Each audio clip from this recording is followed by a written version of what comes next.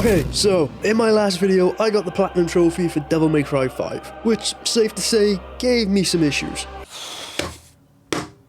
Whoever invented it at Capcom, we need words. But today, I'm excited as we're going into another Capcom game, and this is one of my favourite games of all time. When I saw there was a Platinum Trophy for this game, I knew I needed it in my collection. In this video, I will be jumping into the world of Gaia, saving it from the threat of the Goma. With everyone's favourite fusion of Kratos and any Dragon Ball character, I will be going for the Platinum Trophy in Asura's Wrath. There are 4 stages to getting the Platinum Trophy in Asura's Wrath, and as always, like any Platinum hunt, stage 1 is to simply complete the story.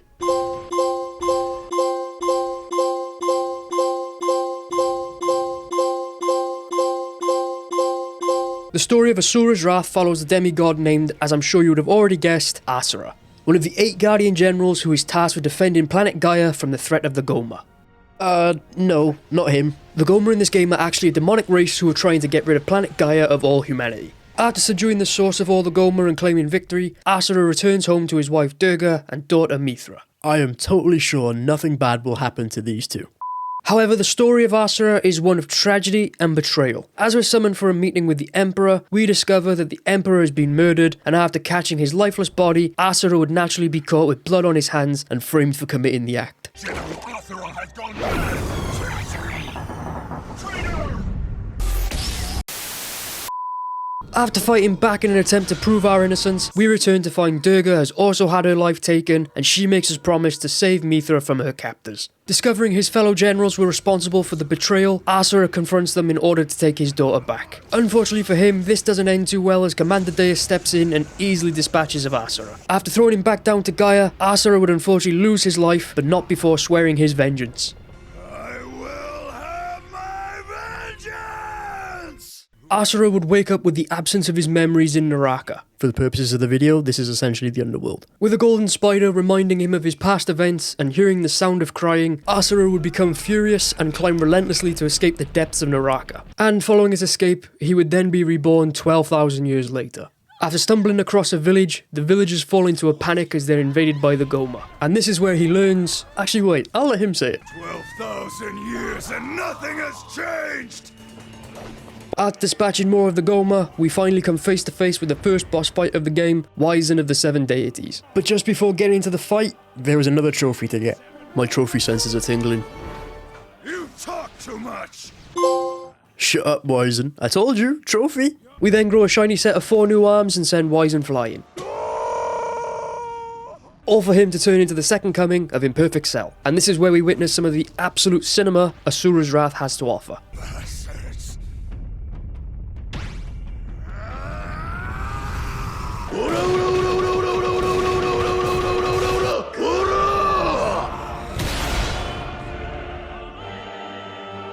And with Wyzen defeated and being the first to feel Asura's Wrath, He said it! He said it! we're immediately confronted by another one of the 7 deities and Asura's brother-in-law, Yasha. He slices Asura in half, leaving him to be submerged in lava and sending him back to Naraka. Reborn for a second time 500 years later, Asura would eventually meet the second target on his hit list, Kalro. After witnessing Kalro steal the souls of the villagers and some quick aura farming... Oh, the man's aura farming, look at him. Asura would take to the skies to deal with him once and for all. Destroying any soldier and ship stood in his way, he would eventually arrive confronting Kalro, where a trophy would be waiting for us. Bitch, shut the fuck up!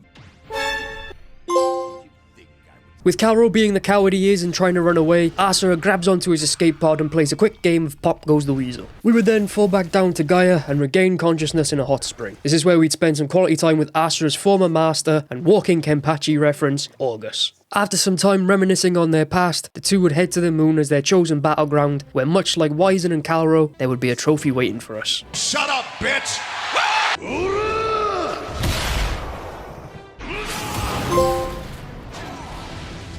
And after August sends us flying, the two would engage in a fight that JoJo's fans would be proud of.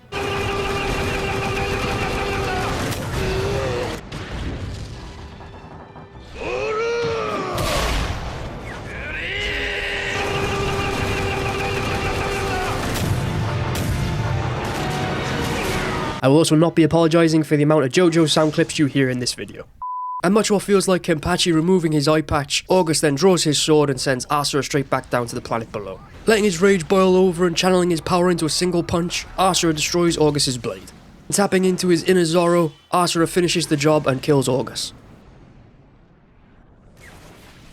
With the victory over August and wiping out half of the 7 deities, Asura returns to the village with the girl who resembles Mithra. Here we find the villagers continue to pray for their lives to be taken and converted into mantra, a sight that Asura truly finds to be unforgivable. Almost immediately, a fleet of ships arrive led by the next member of the 7 deities, Olga.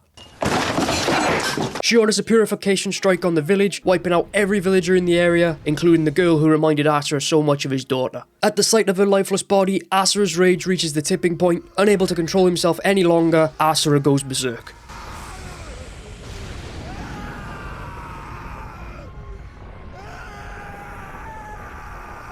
With Asura wiping out her fleet in an instant, Olga orders they fire the Brahmastra to take him out. Honestly, I'm as surprised as you are that I'm pronouncing half of this stuff correctly. Upon hearing Olga's orders, Yasha takes off immediately to stop the firing of the Brahmastra. Unfortunately, he would be too late in preventing its fire, but he would be able to stop it doing more damage than it's already done. I would say he saved Asura, but as you can see, that man is definitely burnt to a crisp. Heading down to the planet to find and confront Asura, Yasha takes out hordes of Goma where he's immediately brought face to face with Sergei. This is where Sergei gloats how it was him who murdered his sister and took his niece, and while disappointingly revealing he always knew, Asura appears out of nowhere and deservedly gets his payback. And with Sergei being left in the dirt, Asura with no second thought jumps in and attacks Yasha, resulting in a fight where slowly, Yasha would realise the 7 deities' cause was all a lie. After knocking the sense back into Asura and leaving him to rest, Yasha would denounce his allegiance to the 7 deities and head off to confront Deus. With newfound power, Asura would awaken, screaming the name of his final target. Launching himself to the skies, Asura would take on legions of soldiers, wiping them all out effortlessly. And while searching for Deus, Asura would find exactly what he was looking for as we unexpectedly run into Yasha, who was in the middle of a fight with the commander. The two get caught up in a Goku and Vegeta style interaction over who gets to fight Deus first. Deus intervenes and tells them they are too weak, they don't have what it takes to save the world and only he can do so. Yasha tells him there are better ways to save the world. Asura steps in saying this all ends once he saves his daughter. And once again, Asura shows us what cinema this game has to offer. Save the world by turning the souls of humans into mantra. Was that the best you could think of? You and your worthless cause? How dare you make Mithra suffer for your own gain? You will pay! And despite Deus taking fighting lessons from Goku, we still get to rearrange his face completely. He then retreats and merges with the Brahmastra, which does very little to impress Asura. 12,000 years for a gigantic toy! However, Deus would respond by trying to squish Asura and Yasha like a pair of pancakes. Narrowly escaping their flattening, Yasha and Asura infiltrate and destroy the source of all the mantra, forcing Deus out from his gigantic toy. Deus gets ready for round 2, but unfortunately for him, his face gets rearranged for a second time, but this time, Asura finishes him off for good. Finally getting his revenge and Mithra back in his arms, Asura enjoys a brief moment of happiness until Vlitra decides to ruin the reunion by showing himself again. Together, Asura and Yasha would take on the will of the planet. They would briefly struggle, but with Mithra's assistance, we unlocked the mantra form of Asura. The two would eventually break through and reach the center where they would confront Vlitra's core. Taking on a shape that resembles Asura's wrath form, this is where everything would be settled once and for all. Working together, Asura and Yasha would drive back Vlitra, wiping out his very existence from the world. With the world saved and Asura finally getting Mithra back, this would bring an end to the story of Asura. Or would it? Technically yes, because the true ending of the story is hidden behind DLC. Now we've beaten the story for the first time, that wraps up stage 1 of the Platinum Trophy. But just before getting into stage 2, there were a good few miscellaneous trophies I picked up along the way, like taking a total of 10,000 damage, for locating all the peeping doji at the hot spring, for finding out Asura actually has a drinking problem, a trophy I probably can't show on YouTube because, and August punishing Asura for the prior trophy. Not to forget some of the combat related trophies, like performing 50 counterattacks, defeating 300 enemies with heavy or lock-on attacks, activating the burst 50 times, for beating 50 enemies while in unlimited mode, and for getting 70 excellent sync impacts. Excellent.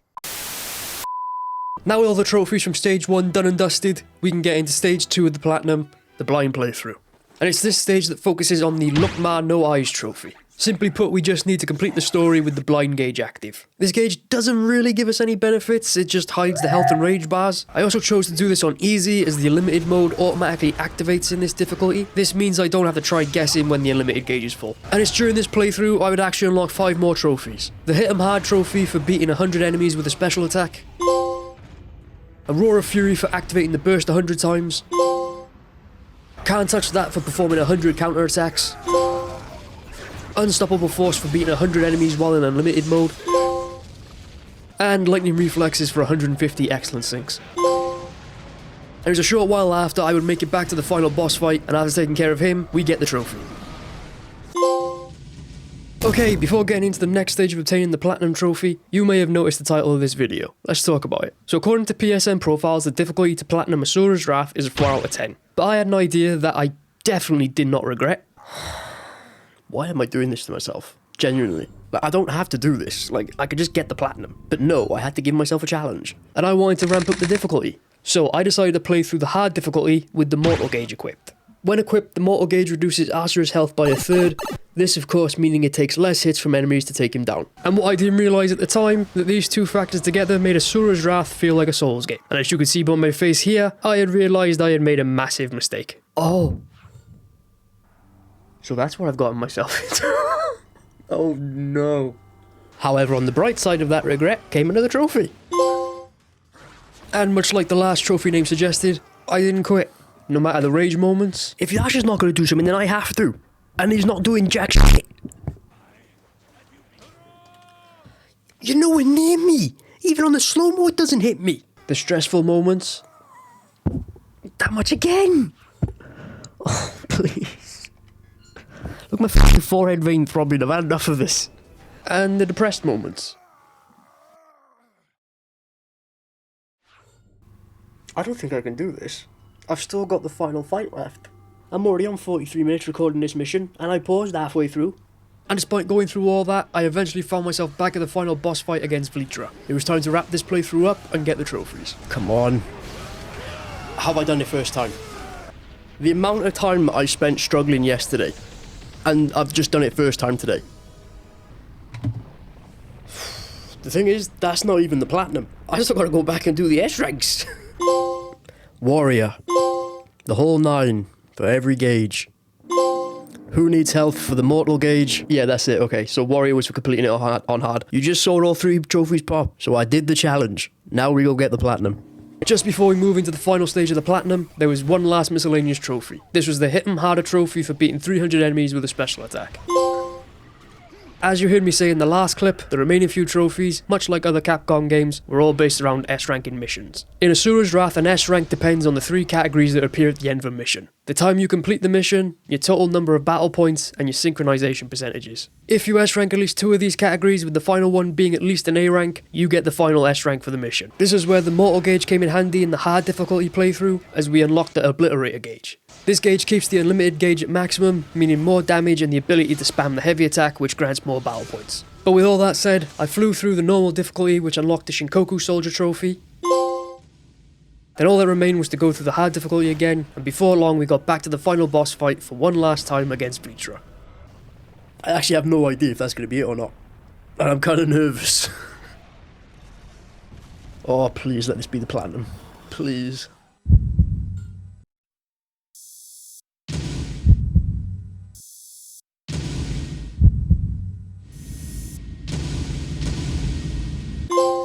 Guardian General. Deity. And there's the platinum. Enlightenment. Let's go, man. That challenge I set myself was probably the worst idea I've ever had.